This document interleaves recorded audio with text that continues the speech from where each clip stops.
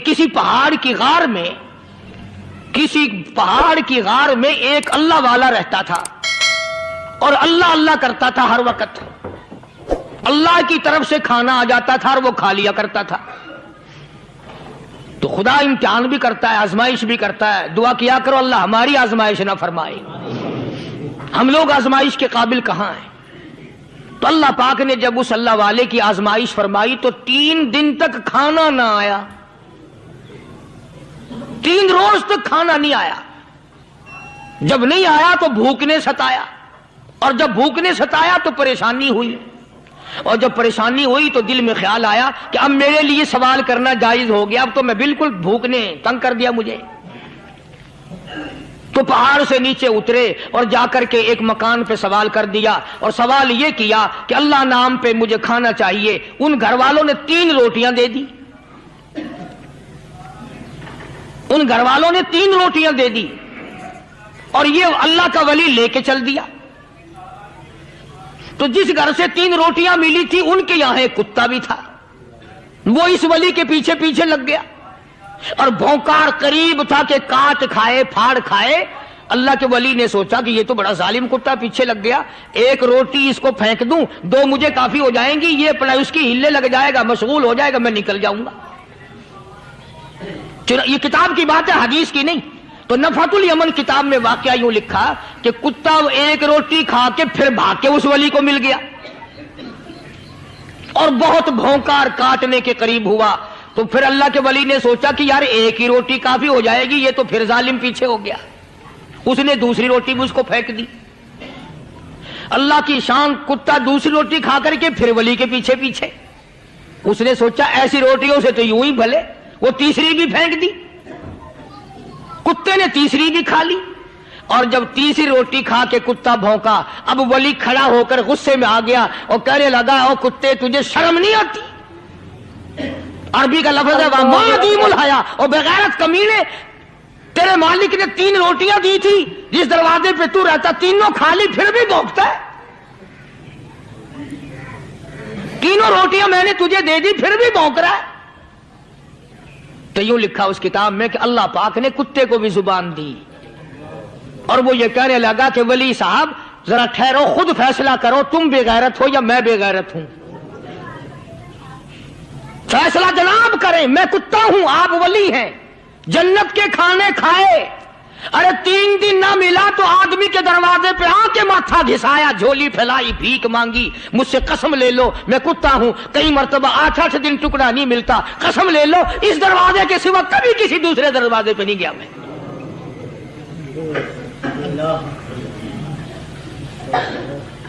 تجربہ کر لو. 3 دن کتے کو ٹکڑا ڈالو، 4تھے دن دم ہلا کر تمہارے پاؤں میں لٹے گا. ساری عمر گزر گئی اس مالک کا دیا ہوا کھاتے ہوئے پیتے ہوئے، آج بھی تجھے اس مالک کا دروازہ سمجھ نہیں آیا. پانی وہ پلاتا والذی ہوا یطعمنی ویسقین وَإِذَا مَرِضْتُ فَهُوَ يَشْفِينِ. کتنا کھلاتا ہے، کتنے اعلیٰ درجے کے کھانے کھلاتا ہے، طرح طرح کے کھانے کھلاتا ہے. پالا اس نے، سنبھالا اس نے، زندگی اس نے دی، اولاد اس نے دی، خوبصورت بیوی اس نے دی، گھر آباد اس نے کیا. تھوڑی سی پریشانی آ گئی، اب جا کے قبر کے سامنے جھکا کھڑا ہے، اس مالک سے میرا کام نہیں چلا، او 4 گز زمین میں پڑنے والے، تو میری حاجت روائی کر دے.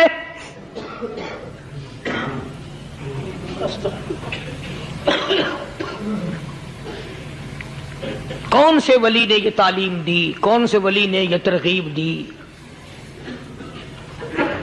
خواجہ قطب الدین بختیار کاکی رحمت اللہ علیہ، بابا فرید الدین شکر گنج رحمت اللہ علیہ کا پیر ہے. اتنے اللہ والے لوگ تھے، اتنے اللہ والے لوگ تھے. خواجہ قطب الدین بختیار کاکی رحمت اللہ علیہ کا آخری وقت دلی شہر میں آ گیا. نہ دولت تھی، نہ کوٹھی تھی، نہ بنگلہ تھا،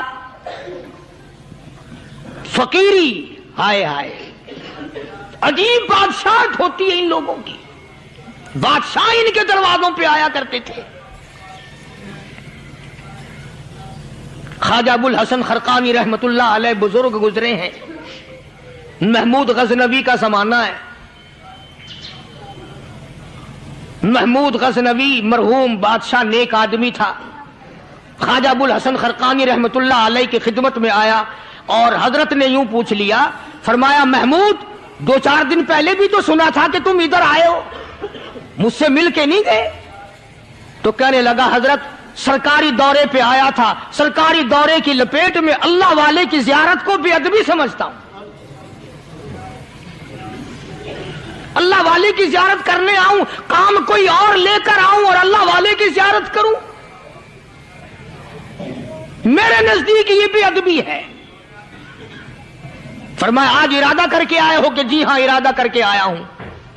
باتیں ہوتی رہی. محمود کہنے لگا حضرت آج بہت بڑا کام لے کر آیا ہوں، دعا فرماؤ. سومناتھ کے مندر پہ حملے کا ارادہ ہے. 70 راجاؤں کی فوج آئیں گی، 70 بادشاہوں کی فوج آئیں گی، 70 راجا ہندو اپنی فوج لے کر آئیں گے. میں اکیلا مسلمان مقابلے میں آؤں گا. دعا فرماؤ وہ قادر کریم مجھے فتح عطا فرمائے. کیسی نیت لے کر آیا کرتے تھے بادشاہ لوگ فقیروں کے دربار میں. آج تو اگر کسی ولی کے پاس بھی جاؤ گے، میں نے مولانا عبید اللہ انور مدذلو سے پچھلے دنوں عرض کر دیا، میں نے کہا حضرت آپ اپنے گھر میں ہی رہتے ہیں، باہر نہیں نکلتے، کئی دن لوگوں کو نیکی ملے گی، زیارت ہوگی. تو فرمانے لگے قاری صاحب آپ کو کیا پتا ہے، بس اسی کام کے لیے لوگ آتے ہیں. ہماری اینٹ پڑ دو، ہم نے مکان بنانا ہے، ہمیں دکان کا تعویذ دے دو، ہمارے پیچھے دشمن لگ گیا، ہمارا مقدمہ ہو گیا، اور یوں تو کہنے کوئی بھی نہیں آتا، دعا کر دو اللہ میری قبر میں بھلائی فرما دے.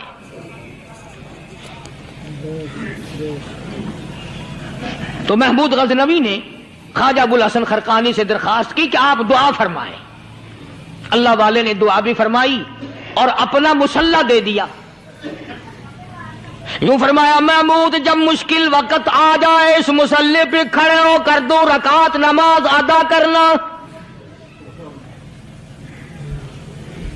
پتا چلا کہ اللہ کی مدد جو ہے وہ نماز کے ساتھ ہے. میں تمہیں بھی بتاتا ہوں، ولی تو میں نہیں. جب بھی کوئی پریشانی آئے، جب بھی کوئی تکلیف آئے، فرمایا استعینوا بالصبر والصلاۃ، نماز پڑھو انشاءاللہ آسانی ہوگی. صبر کر، نماز پڑھ. ان اللہ مع الصابرین،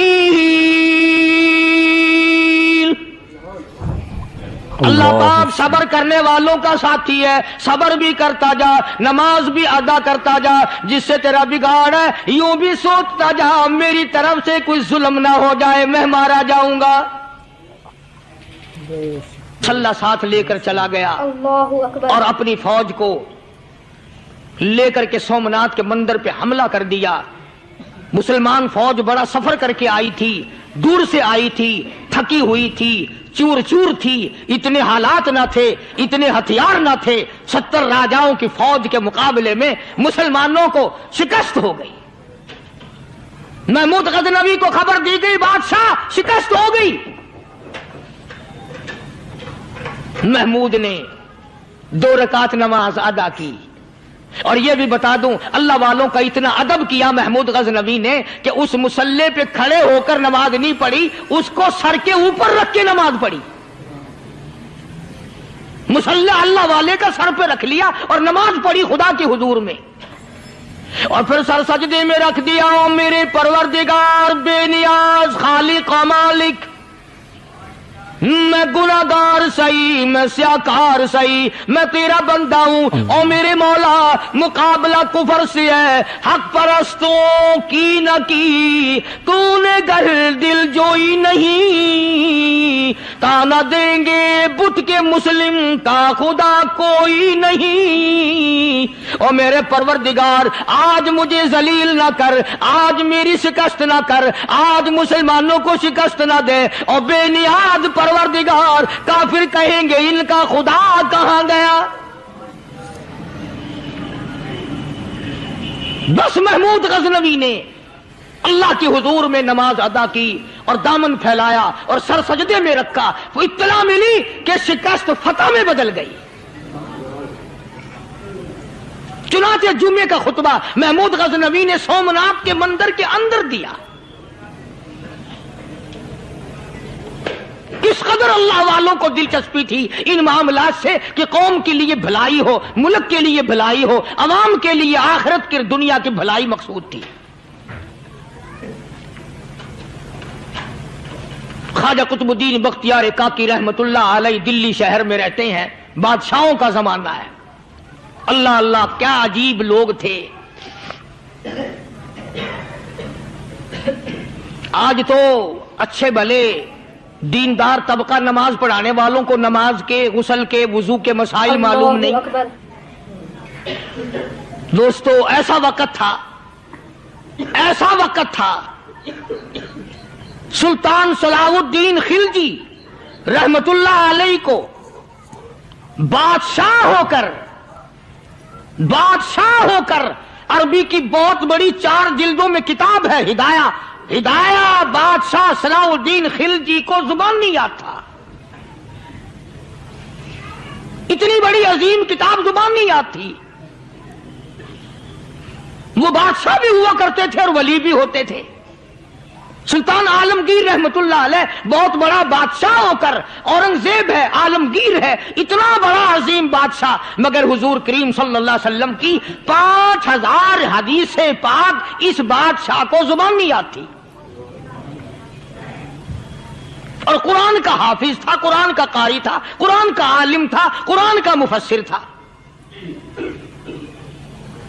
ولی بھی تھا، بادشاہ بھی تھا، اللہ والا بھی تھا، اور اتنا خوف تھا دل میں تمہیں کیا بتاؤں۔ اللہ اکبر، بادشاہ ہو کر کے کپڑا خریدا، مزدوری کر کے کپڑا خریدا بادشاہ نے، اور کپڑا خرید کر اس کی ٹوپیاں اپنے ہاتھوں سے سی۔ عالمگیر رحمت اللہ علیہ نے اس کی ٹوپیاں اپنے ہاتھوں سے سی اور چاندنی چوک دلی میں کھڑے ہو کر فروخت کی، بیچی۔ 6-7 روپے جمع کر کے ایک تھیلی میں بند کر کے اوپر لکھا عالمگیر کا کفن ان پیسوں سے خریدا جائے۔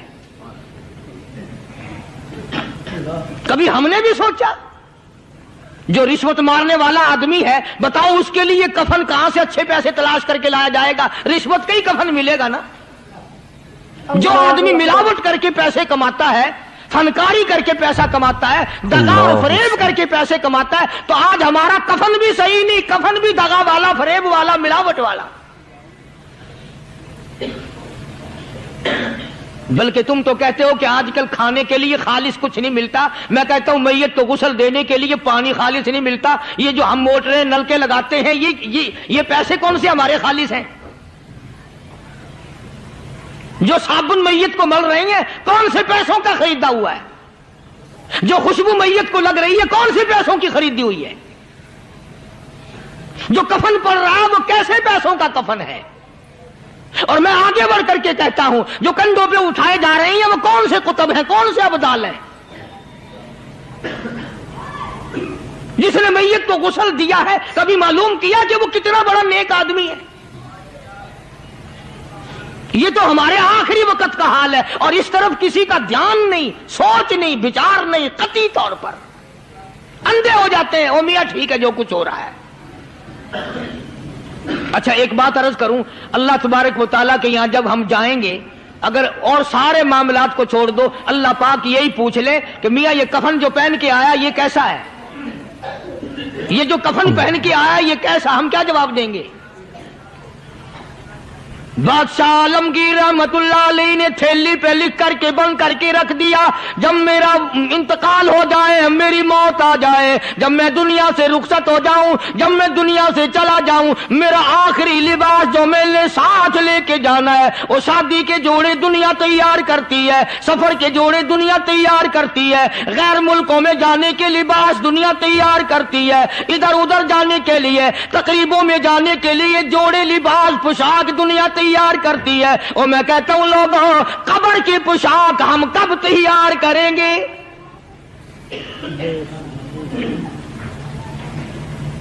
आलमगीर रहमतुल्लाह अलैह ने खुद अपने कफन का इंतजाम करके रख दिया। हमारे घरों में तो अगर कफन का जिक्र करो तो घर वाले भी मुंह बनाएंगे, छोड़ो तुमने कफन की बातें बनानी शुरू कर दी अभी से ही। और एक और अर्ज करूं, कफन भी मुकद्दर वालों को मिलता, कईयों को मिलता ही नहीं। अल्लाहु अकबर। कफन नहीं मिलता, कब्र नहीं मिलती, नमाज जनाजा नहीं मिलती, गुस्ल नसीब नहीं होता, मुकद्दरी सौदे हैं। ना ये दौलत से बात बनती है, और ना ये इख्तिदार से बात बनती है, और ना ये सरमाए से बात बनती है। ये तो तकदीरों के मसले हैं जो मालिक ने अपने हाथ में रखा है। जनाब रसूल करीम सब कह दो सल्लल्लाहु अलैहि वसल्लम के सगे चचा अल्लाहु गनी जंगे ओहद है, इमामुल अंबिया महबूब किबरिया हजरत मोहम्मद मुस्तफा सल्लल्लाहु ताला अलैहि वसल्लम को खबर दी गई, आपकी हालत भी जख्मी है, आपका चेहरा अनवर जख्मी हो गया, आपके चेहरे में खोद जो सर पे ओढ़ रखा था उसके हल्के कड़ियां चेहरे अनवर के अंदर चली गई, निकलती नहीं, निकालना चाहते हैं, निकलती नहीं, निकालने की कोशिश करते हैं। अबू बैदा बिन जर्राह रज़ियल्लाहु ताला अन्हु ने दांतों में पकड़ कर वो हल्का जंजीर वाला फेंक लिया।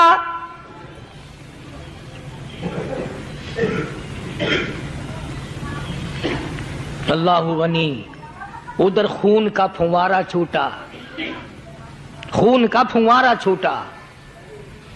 अल्लाह अर्शे इलाही से आवाज आई, जिब्रील। पर झपकने के बराबर जिब्रील सारी दुनिया का निजाम तय कर सकता है।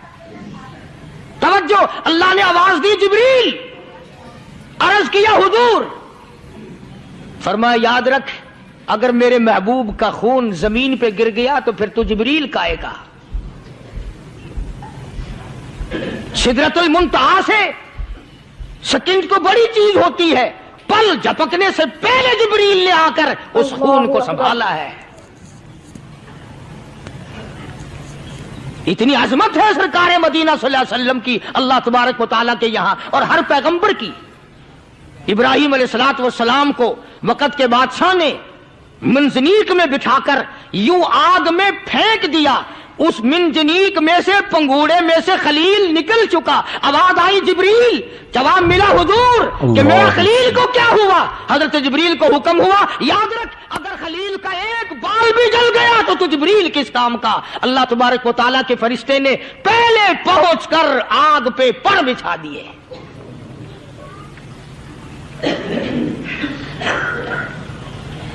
यूसुफ अलैहिस्सलातु वस्सलाम को भाइयों ने कुएं में फेंका। अब बताओ, कुआं कोई 100-200 गज या 100-200 मील तो लंबा नहीं होता। मैं खालिक की बेनियाजी तुम्हें बता रहा हूं, और अपने पैगंबरों की किस तरह हिफाजत फरमाते हैं। सुभान अल्लाह। भाइयों ने कुएं में धक्का दिया, जिब्रील जी ये क्या हुआ? तो मेरा नबी आया, मेरे नबी के कुएं में जाने से पहले तख्त बिछा दे। जिब्रील ने पर बिछाकर तख्त बना दिया। वो तो यूं बचाता है, वो तो यूं संभालता है। अबू बैदा बिन जर्राह रज़ियल्लाहु ताला अन्हु ने सरकार मदीना सल्लल्लाहु अलैहि वसल्लम के चेहरे अनवर में से वो जो जंजीर कड़ी खींची, अल्लाह अल्लाह, अबू बैदा के 2 दांत नीचे के, 2 ऊपर के, 4 दांत निकल गए। आज हमारे दांतों को कीड़े खा जाते हैं, खोखरें बन जाती हैं, निकल जाते हैं। अबू बैदा तू कितना खुश नसीब जवान है, तेरे 4 दांत तो निकल गए, पर हुजूर सल्लल्लाहु अलैहि वसल्लम की तकलीफ को तूने दूर किया। यानी आका की खिदमत करते हुए अबू बैदा के दांत निकल गए। ادھر اپنی تکلیف آئی، ادھر پتا چلا کالی کملی والے صلی اللہ تعالی علیہ وسلم تیرے چچا کا حال ٹھیک نہیں۔ صلی اللہ علیہ وسلم بڑا صدمہ پہنچا، بڑا رنج پہنچا۔ ایک بات کرتا ہوں، توجہ کر کے لکھ کے لے جاؤ، کام آئے گی، بیٹیوں کو بتاؤ، بہنوں کو بتاؤ۔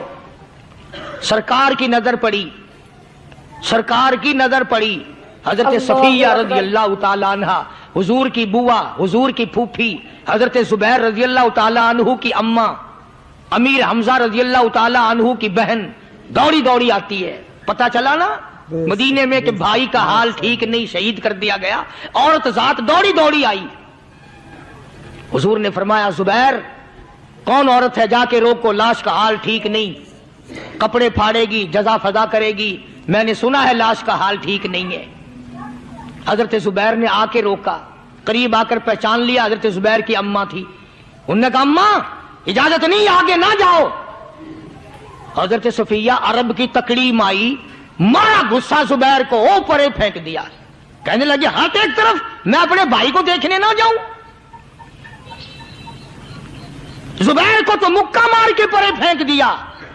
اور لوگوں توجہ کرو، غلام آپ بھی بنتے ہیں، غلام میں بھی بنتا ہوں، خدا کی قسم ٹائم پہ غلامی کا پتہ چلتا ہے۔ پھر زبیر کہنے لگا اماں حضور نے منع فرمایا، آگے نہ جا، حضور نے منع فرمایا۔ خدا کی قسم ذمہ داری سے کہتا ہوں، علماء نے لکھا ہے حضرت صفیہ نے جو پیر قدم آگے رکھنے کے لیے اٹھایا ہوا تھا وہ آگے نہیں رکھا، پیچھے ہٹ کے رکھا ہے، میرے نبی کے فرمان کے خلاف نہ ہو جائے، میرے نبی کے ارشاد کے خلاف نہ ہو جائے، اگر خلاف ہو گیا تو میں ماری جاؤں گی۔ اور وہیں رک گئی، کہنے لگی او زبیر بیٹے جاؤ، میرے محبوب سرکار مدینہ صلی اللہ تعالی علیہ وسلم سے جا کے کہو میں نے لاش کا حال سن لیا ہے، مجھے سب کچھ پتا چل گیا ہے، جا کے کہو بے شک میں عورت ہوں لیکن گھبراؤں گی نہیں، جب سے میں نے تیرا کلمہ پڑھا ہے میں نے صبر کرنا بھی سیکھ لیا ہے۔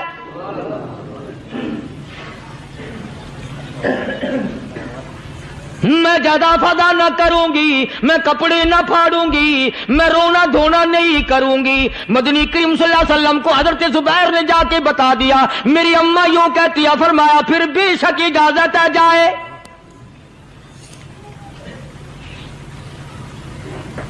آج کی کوئی مائی ہوتی اتنا حال دیکھ کر بھائی کا نہ جانے ہارٹ فیل ہو جاتا۔ صفیہ نے آ کے دیکھا اپنے بھائی سیدنا امیر حمزہ کے دونوں کان نہیں، ناک نہیں، لب نہیں، 11 ٹکڑے ہوئے پڑے، اللہ روتی نہیں، گھبراتی نہیں، دھڑام سے گرتی نہیں، چہرہ نہیں پیٹتی، ماتم نہیں کرتی، کھڑی ہو گئی، کہنے لگی او میرے پروردگار میرے بھائی کی قربانی قبول فرما، میرے بھائی کی قربانی کے صدقے میں میرا بھی بیڑا پار کر دے۔ اور خبر تو مل گئی تھی نا کہ کپڑے بھی اتار کر لے گئے، بغل میں سے 2 چادریں نکالی ہیں، بغل میں سے 2 چادریں نکالی کہ میرے بھائی کو کفن دے دینا۔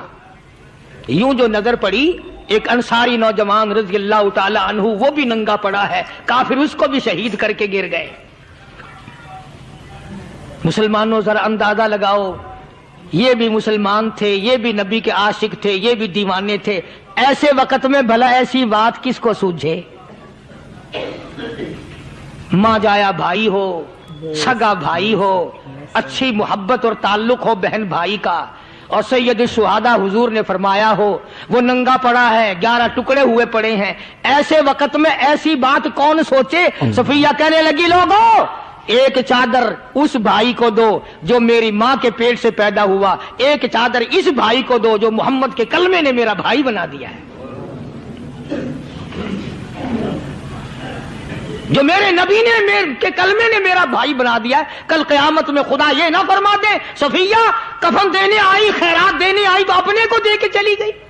اللہ اکبر۔ اب ان میں ایک چادر ہے چھوٹی اور ایک ہے بڑی، پھر کہنے لگی میری چادریں واپس کر دو، ایسا نہ ہو میرے بھائی کو بڑی مل جائے دوسرے بھائی کو چھوٹی مل جائے، اللہ پاک کل یہ نہ فرما دے اگر کفن دینے بھی آئی تو اپنے کو بڑی دوسرے کو چھوٹی، یہ اللہ کی رضا والا تو کام نہیں۔ قرآن اندازی کی، سگے بھائی سیدنا امیر حمزہ رضی اللہ تعالیٰ عنہ کے حصے میں چھوٹی چادر آئی اور اس انصاری جوان کے حصے میں بڑی چادر آ گئی۔ چنانچہ جب محمد عربی صلی اللہ تعالی علیہ وسلم تشریف لائے تو حضور کو اتنا صدمہ پہنچا، میری مستقل کیسٹ ہے سیدنا امیر حمزہ رضی اللہ تعالیٰ عنہ کے عنوان پر، آپ لوگ اسے خرید کے سنیں۔ تم بھی کہتے ہو کہ ہم نے اسلام کی بڑی خدمت کی، ہم نے قرآن کی بڑی خدمت کی، ہم نے علماء اور طالب علموں کی بڑی خدمت کی، ہم نے مسجد اور مدرسوں کی بڑی خدمت کی۔ میں یہ کہتا ہوں آؤ دیکھو تو صحیح کہ ان حضرات نے کہاں تک قربانیاں دی ہیں۔ حضور نبی کریم صلی اللہ تعالی علیہ وسلم جب اپنے پیارے چچا کی لاش پہ آئے، چہرے پہ نظر پڑی دونوں لب نہیں، کالی کملی والے صلی اللہ تعالی علیہ وسلم نے منہ میں جھانک کر دیکھا تو زبان نہیں، ذرا نیچے کو نظر کی پیٹ میں جگر اور کلیجہ نہیں، دونوں ہاتھ نہیں دونوں کان نہیں۔ یہ حال دیکھ کر حضور صلی اللہ علیہ وسلم کو چکر آ گیا، زمین پہ تشریف فرما ہو گئے، اور پھر بلکہ یہاں تک لکھا ہے کہ آپ نے یوں فرمایا او میرے مالک اگر صفیہ مائی میری بوا پھوپھی یہاں نہ ہوتی تو میں یہ ٹکڑے بھی نہ اٹھاتا، اگر تو یوں ہی راضی ہے تو میں بھی یوں ہی راضی ہوں۔ اور پھر جب ان ٹکڑوں کو جوڑا گیا تو صحابہ نے عرض کیا یا رسول اللہ صلی اللہ تعالی علیہ وسلم، امیر حمزہ قداور آدمی تھا، لمبا تکڑا بہادر آدمی تھا، حالت یہ ہے چادر چھوٹی ہے بھی ایک ہی، اگر سر ڈھانپتے ہیں تو پیر کھل جاتے ہیں، پیر ڈھانپتے ہیں تو سر کھل جاتا ہے۔ حضور نے فرمایا سر کو چھپا دو، پیروں پہ میرے چچا کے درختوں کے پتے ڈال دو۔ میں یہ عرض کر رہا تھا کہ اللہ والے ہر وقت میں آدمی کی اصلاح کی کوشش کرتے ہیں، اسے بنانے کی کوشش کرتے ہیں، اسے سمجھانے کی کوشش کرتے ہیں۔ اللہ تبارک و تعالی ہر مسلمان کو توفیق دے کہ وہ اپنی زندگی بھر اللہ والوں کی خدمت میں جانے آنے کی، قرآن کی خدمت کی ہر وقت پروگرام بنائے، نیت خیر رکھے۔ کیوں؟ اس لیے اسی کو کہتا ہے کہ لیے پھرتی ہے بلبل چونچ میں گل، لیے پھرتی ہے بلبل چونچ میں گل، اور ڈھونڈتی ہے شہید ناز کی تربت کہاں ہے، تلاش کرتے ہیں جانور پرندے کہاں پر اللہ کی رحمت برس رہی ہے۔ تو ہمیں بھی اللہ کی رحمت کا طالب ہونا چاہیے، اللہ کی رحمت کا متلاشی ہونا چاہیے۔ اللہ پاک مجھ پہ اور آپ سب پر، ساری امت پر اپنا کرم فرمائے۔ آسمانی کتابیں نازل فرمائی، اسی کو لوگ زیادہ چمکاتے ہیں۔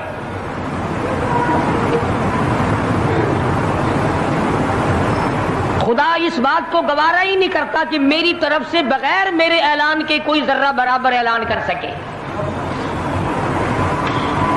وہ کسی قلندر کو، کسی ملنگ کو، کسی کو اختیار نہیں دیتا۔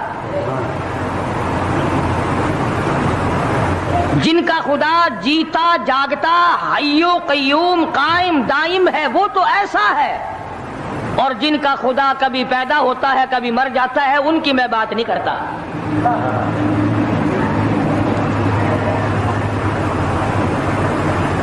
پروردگار عالم نے طریقے کا سوال کر دیا، اگر تم میرے معاملات میں شریک کار بنتے ہو تو آؤ پھر ایک ناخون بنا کے دکھاؤ، اللہ اکبر، ایک بال بنا کے دکھاؤ، درخت کا ایک پتا بنا کے دکھاؤ، پتھر کا ایک روڑا بنا کے دکھاؤ، مٹی کا ایک ذرہ بنا کے میرے سامنے لاؤ۔ پروردگار عالم نے فرمایا چلو تم سے گائے کیا بنواؤں گا، بھینس کیا بنواؤں گا، بکری کیا بنواؤں گا، زمین و آسمان تم کیا بناؤ گے، چاند سورج ستارے کیا بناؤ گے، انسان تو بنانا تمہارے بس کا کام کہاں ہے۔ لَن يَخْلُقُوا ذُبَابًا، تم مجھے مکھی کا ایک پر بنا کے تو دکھاؤ۔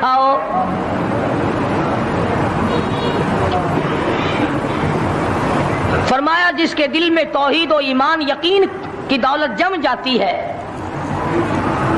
وہ لوگ تو دنیا ہی میں ایمان کا مزہ چکھتے رہتے ہیں، ایمان کی لذت آتی ہے۔ صحابہ کرام رضوان اللہ تعالی علیہ مجمعین کی جماعت نے دنیا ہی میں جنت کو دیکھا، جنت کی خوشبو سونگھی، کسی کو جنت کی ہوا لگی، کسی نے جنت کا نقشہ دیکھا، کسی کو جنت کا نظارہ کرا دیا گیا دنیا ہی میں۔